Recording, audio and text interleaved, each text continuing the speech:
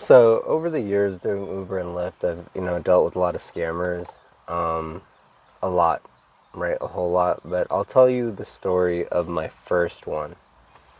Let me preface this with back in this time, I think it was like around 2015. Uber was doing a lot of like dynamic things with their price structure. Like they were still trying to figure out their company and how they should charge people, stuff like that. So at this particular time, the price structure they decided on was one fixed price, right? They showed me the price that I'm going to get. They showed the passenger the price they're going to pay, right, for their trip.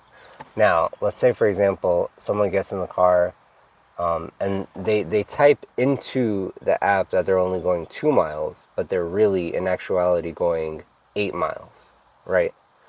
So what happens is they get a cheaper ride. I think they've since updated it, but let's say back in 2015, right? They're only getting charged for 2 miles, but they're actually going 8 miles, so they get a discount, right?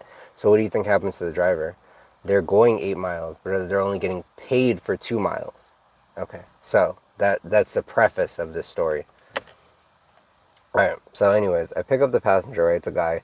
So we're going, and like right out the gate, he goes, "GPS is always wrong. Can you make a right?"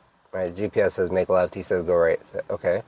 So I make a right, and we're driving, and he says, "GPS is just always wrong. Can you make another right? Can you make another left? Can you go this way?" No, no, I don't know why it's telling you to go that. Before I knew it, I realized the way he's telling me makes completely no sense, and we're not even going. The destination is behind us now, and he says, it's the GPS's fault. And I called him on his BS, but oh, I could have kicked him out. I've had a lot of kickouts, but those are stories for another time. But at this moment, I went ahead, took him to his destination, and then after I dropped him off, I opened a support ticket with Uber, told them what happened. They compensated me appropriately.